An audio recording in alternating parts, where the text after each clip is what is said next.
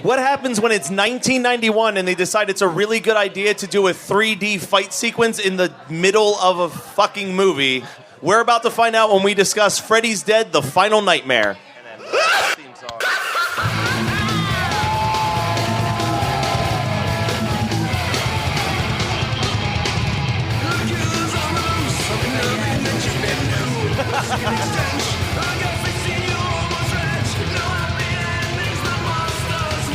We'll just fade it out here. That's fine. It's a really long song. Just say Smith, nothing matters. Yeah. All right, guys. So we are doing the second episode of Horror Movie Night live here from the Brickwall Tavern in Burlington, New Jersey. We are two of the three hosts of the Horror Movie Night podcast. My name is Matt. I'm Scott. And we are going to be joined by two guests on this episode discussing the impossibly bad Freddy's Dead, The Final Nightmare. We're going to be joined by a local comic that we're going to bring up. He is a friend of mine named Eddie Gallagher. Eddie, come on up. Yeah. And we are going to also be joined by the mysterious, the dark, and the sinister, the hip-hop/horror movie host that goes by the name The Bone Pounder. The Bone Pounder. Giggity.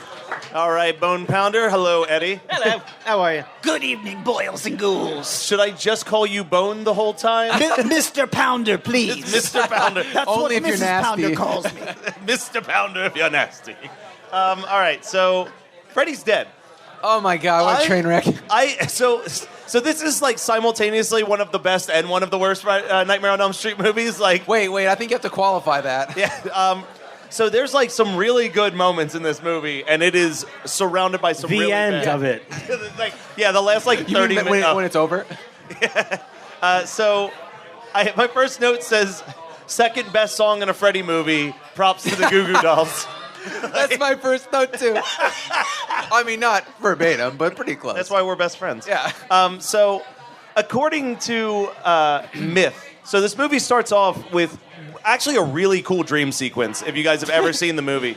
It starts off with this dude's on a plane, and all of a sudden, like, he's talking to this lady, and he's like, I really would like to switch seats with you. And she's like, stop being a pussy. yeah, she's like, leave me alone, creep. And But wait, when she gets pulled out of the plane, she goes, "Wow!" so the best part of the movie. So she gets sucked out of the plane. According to like a bunch of different people, that was supposed to be played by Divine. That would have been amazing. But oh my God. But I think that they're making that up because Divine had been dead for like 3 years by the time they started making this movie. I don't see how that matters. It would have been better if they dug her up and put her in the chair. Just put her corpse sitting there. I would have paid double to see that.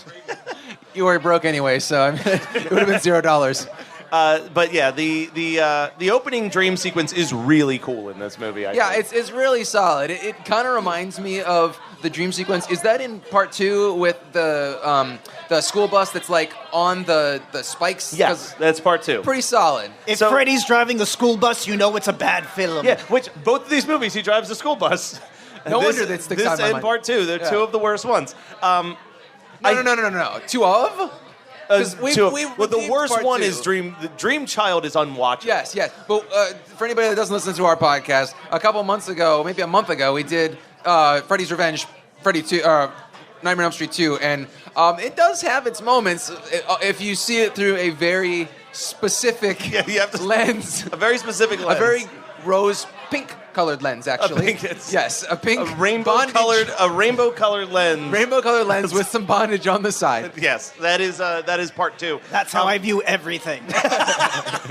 So the thing with the dream sequence in this movie is that they're kind of the only ones that actually feel like they work in the way that dreams do work, where things just kind of like happen. And you're just like in different places, and like you just are like, oh, okay, I'm in my bed now. That's normal, and like you just keep going about your day.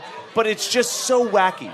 Like it's like he's a little bit of a caricature. He is a Looney Tunes cartoon in this movie. But he turns Breckin Meyer into one later on too, so it fits. He pushes spikes out like Bugs Bunny at one point in this movie. Like this movie is not taking itself seriously for 1 second, but we're going to take it seriously for the next 45 minutes. Is, I think that's not true. I think that there actually are parts where it takes itself seriously. Like it's way too serious with like the demon worms that fly around that are CGI. Oh, you mean when the one guy goes, oh, do you see this little exposition poster that I have on my wall?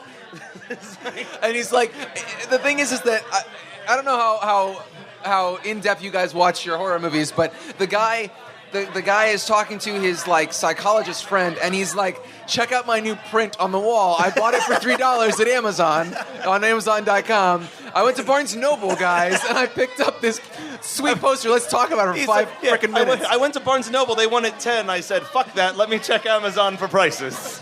I've got the Prime with the free shipping. It showed up in 2 days. Let's talk about it now. Eddie, you're not really a horror movie fan, as far as I recall. So I am a horror movie fan, but I this like isn't a horror good movie? horror movie. Actually, I thought I had watched this before, and I watched it today again, and I didn't see it before. So I really want you guys to buy me at least 3 beers to make up for that lost time that I could have been spending with my children.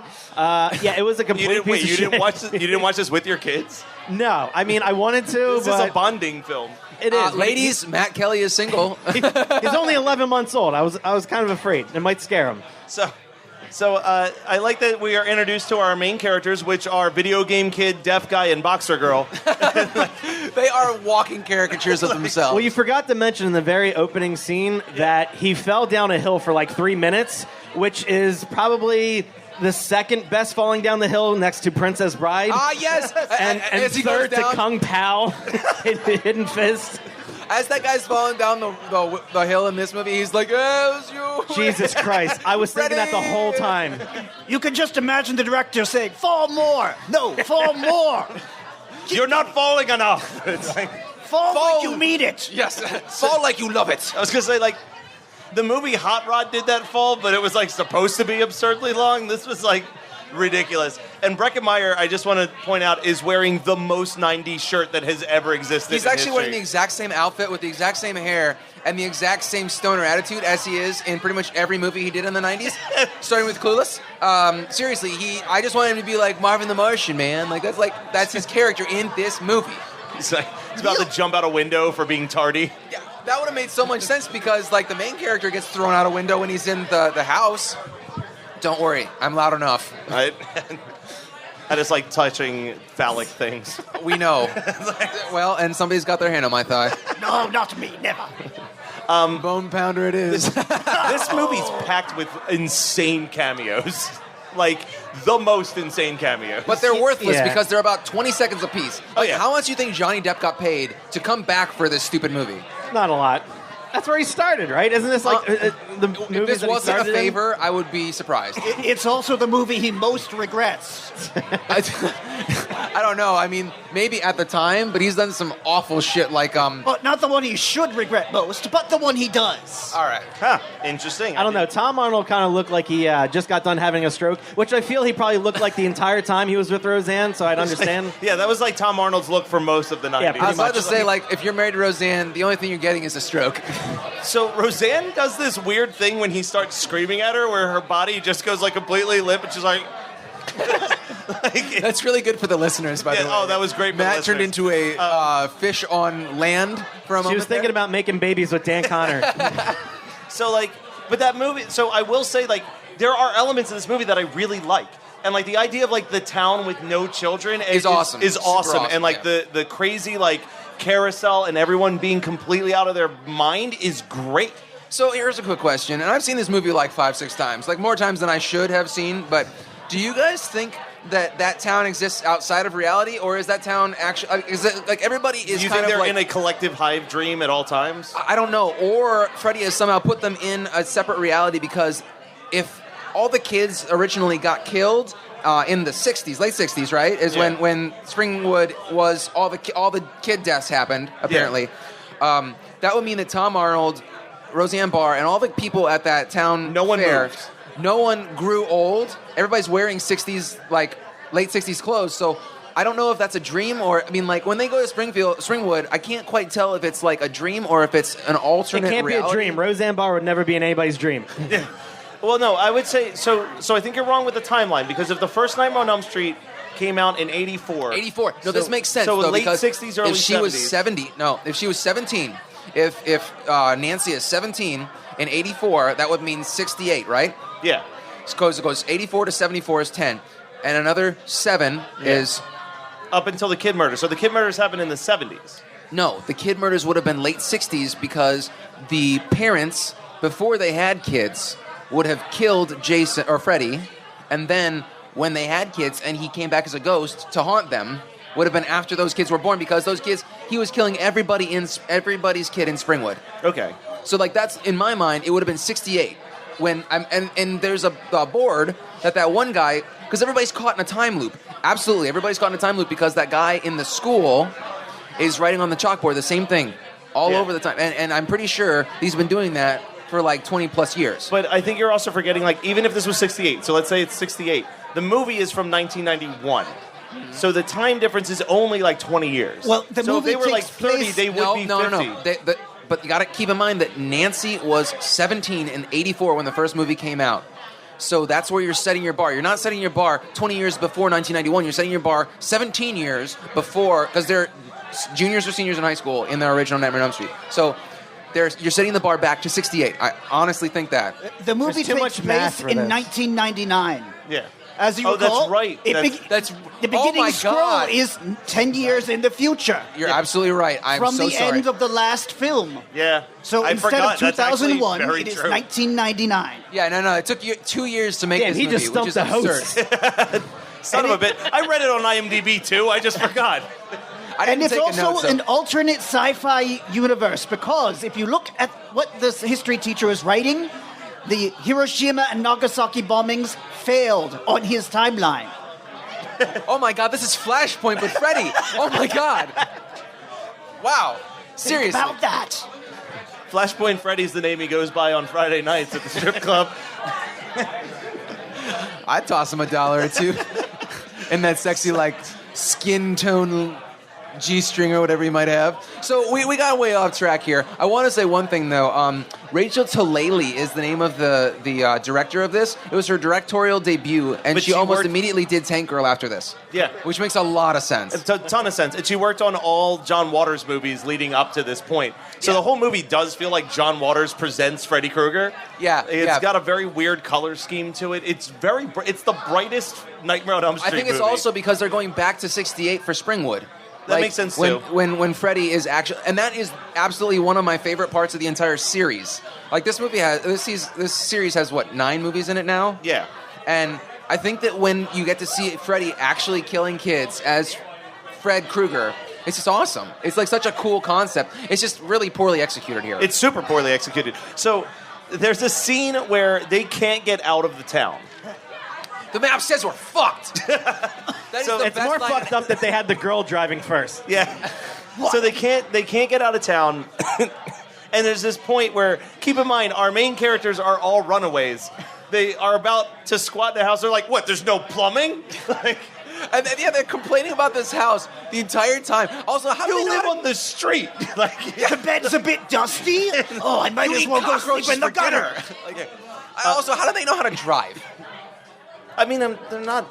Video games. Yeah, video games. They play Grand Theft Auto. plain It's simple. 1999. That would have been a thing. Alternate timeline, 1999. Yeah. Where, okay, so Japan must be technologically advanced if they didn't get bomb Double shots nukes, on them. yeah. So we have like at least PlayStation 1 in 1990. Oh no, PlayStation 1 was already yeah, out. we're up to like the 4 in 1999. Wouldn't it be This timeline. Dreamcast? Because that'd be weird with like a Oh dream. my God! Alternate timeline, Dreamcast 4 or something like that. Like that is the alternate timeline where Dreamcast won out. So, 30 minutes in this movie, we get our first death. Because we only have 4 kids to kill, by the way. Only 3 of them even die. Right. Well, we got 3 kids to kill, and 1 obvious survivor girl. Yeah. Well, no. The one survivor girl isn't the survivor girl. It's because it's Freddy's daughter. Oh my God! That's There's amazing. too many people that live in this movie. There's way too many like survivors at the end of this Yeah, movie. Freddy never touches a single one of them. Yeah. He doesn't use his glove. He doesn't lay a hand on them. They're all killed by proxy. He's killed by his glove more in this movie. Yes. Twice. Twice. So I will say that the Carlos death is awesome. one of the most mean-spirited deaths that I think I've ever seen in a Freddy Correct. movie. It's so long. It's like 6 minutes long. It's a super long death for Freddy. Like Freddy deaths are like 2 minutes tops. Yeah, and this one is like 10 minutes. Yeah, And it's it's 10 so minutes long. and he's like, because you think about the fact this dude is deaf, and now he's giving him back his hearing just to immediately take it away from him. And It's make like his head the explode. cruelest shit ever. Yeah, but also I love the fact you're not wrong that there are so many small, sweet ass pieces to this movie. Like when they take off his hearing aid, they turn the sound off in the Yeah. movie. You can't hear anything either because it's from his point of view, which is really cool. It would have made me like it if Carlos was like the survivor guy, because a lot of these movies eventually have like survivor girl, survivor guy. Yeah. So I mean, so they can be together and deal with the trauma somehow. I mean, that makes sense, I guess. But like Carlos is so much more likable than what's his face that doesn't isn't there The some, guy with the poster? yeah.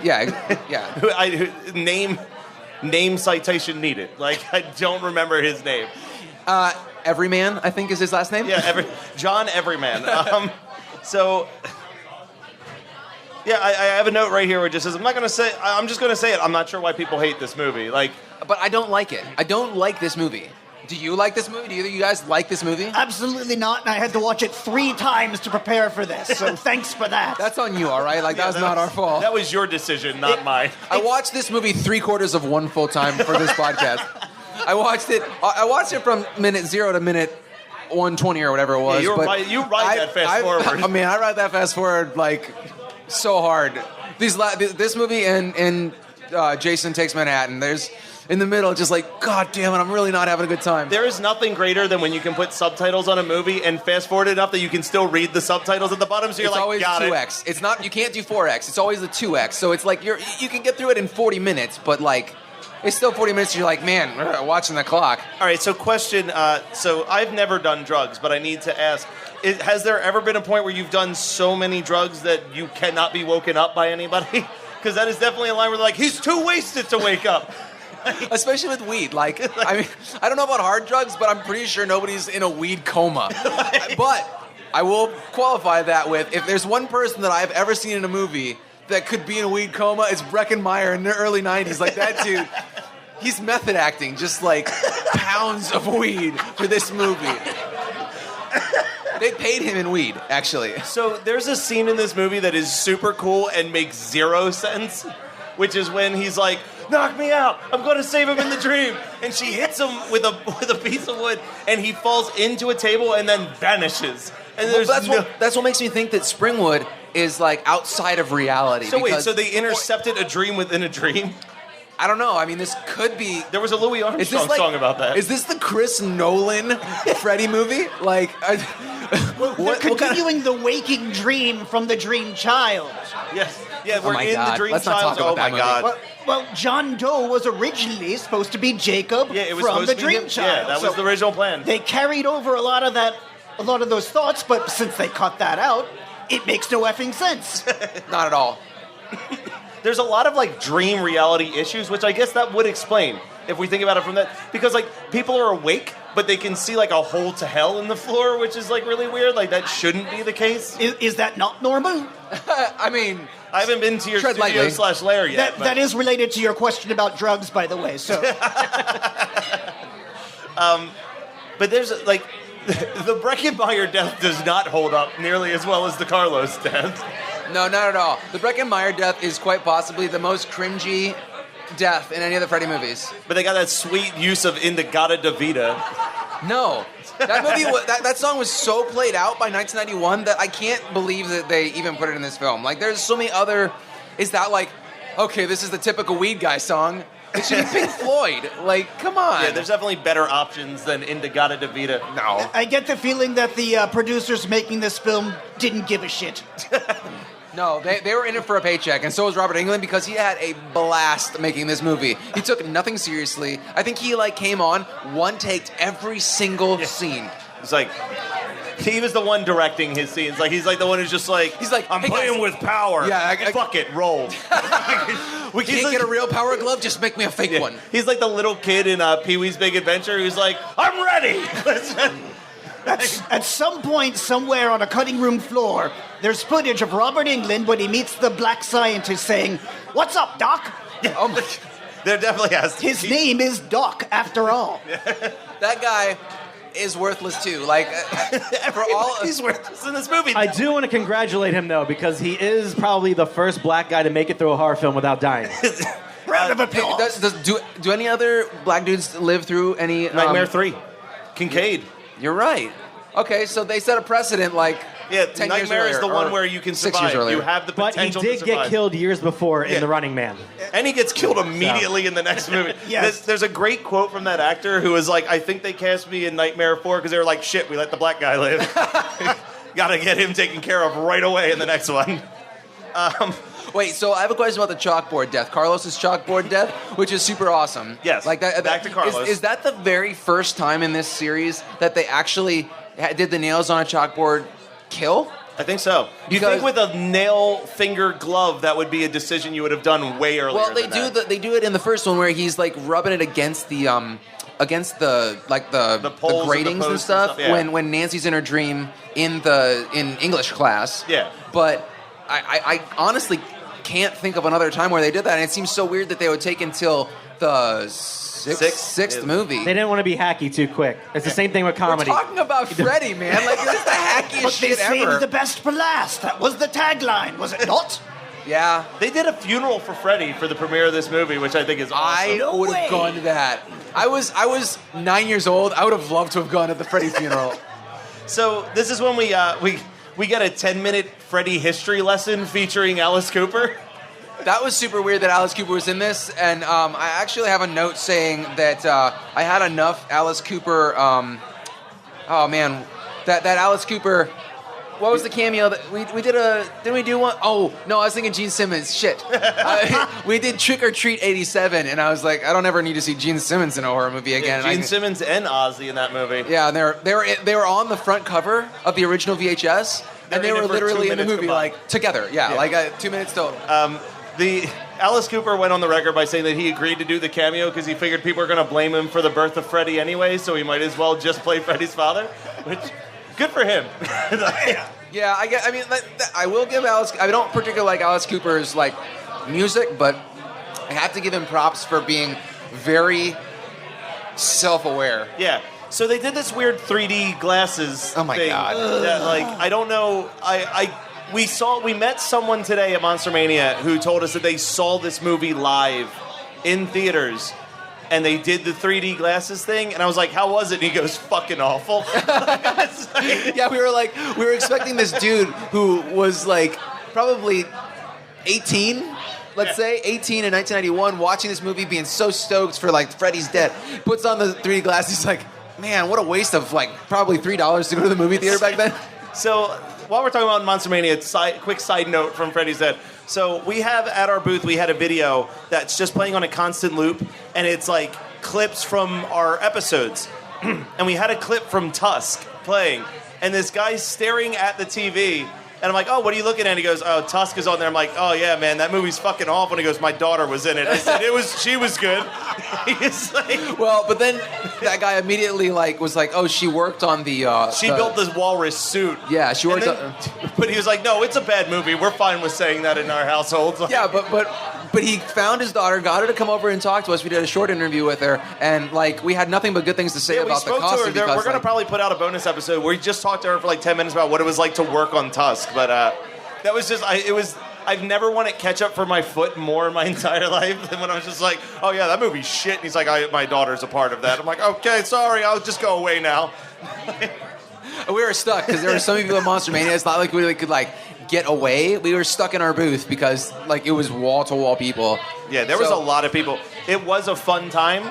You get to go away. I get to do it one more day. But so Also, as far as Nightmare on Elm Street is concerned, it was really awesome that part of the montage that you put together was the playthrough of the Nightmare on Elm Street NES game, because I've done a metal cover of the music from that game, and that mesmerized people young and old. yeah, all was weekend children. long. It's There was a amazing. child that I think every time he saw that there was a video game on the screen was just like, "I'm just going to watch this now." Yeah, yeah. Dad, Mom, you go. And we roped just in come so many find me people to talk later. to us. Yeah, like we handed out so many business cards, so many handbills for tonight, like strictly due to the fact that we had Nintendo playing. Like next year, we're gonna do Monster Mania again. I'm gonna bring my Nintendo and my copy of Nightmare on Elm Street, and I'm just gonna let let people people play it. Like I'm actually not going to interact with anybody because I'm going to try and beat the game at Monster Mania. It's really hard. Like it is a hard game. I'll probably bring. You know what? I'm actually gonna study it. I'm going to get good at it. I'm going to beat it in front of people. Oh, wait, that sounds really bad. Yeah. I'm going to beat the game in front of the people, and they're going to be like, holy shit, your podcast must be awesome if you're this good at this game. So it might be hard to beat Freddy in that game, but it's certainly not hard to beat Freddy in Freddy's Dead, because all you have to do is pull him out of the dream and stab him with his own claws. And stick a piece of dynamite in him, like some Where sort did of they Roger find that Rabbit piece kill. of fucking dynamite? And he explodes, and there's this weird effect where it's like a floating, screaming head, and then another Freddy head comes out of its mouth. Yeah, it's like, rah, rah, rah. And then the demons are like, well, Yeah, back to the drawing board. yeah, right. Wah, wah, wah. Like, That it's worked so for- slapstick and terrible. Yeah, they're like, well, that worked for 20 minutes. That was 20 the years. second part of the movie that was like Looney Tunes. The first part was John dying like Wile E. Coyote, like falling off a cliff. Come on, onto like a thing of spikes. One, he would have died on impact. How the fuck did he talk? And two, you just take a stick of dynamite and stick it into Freddy's chest. It's very Looney Tunes. The only thing that would have been better is if they stuck the stick of dynamite in his mouth and he held up a little sign that said help. and then drop an anvil on him. Yeah, That's how I blew up my G.I. Joe men back in the 90s. They came Stick a so little close to firecracker in that. his belly. He mugged to the camera, kids. He shrugged at the camera before he blew up. But Yeah. then we get the best ending to any Nightmare on Elm Street movie, which is just a montage of every single dream sequence in the film history. And it is amazing. It's I just would like watch a walk that. down. It's like going to a high school reunion, but everybody there is people you want to see. I want to say two things. One thing, Matt, high school reunions suck.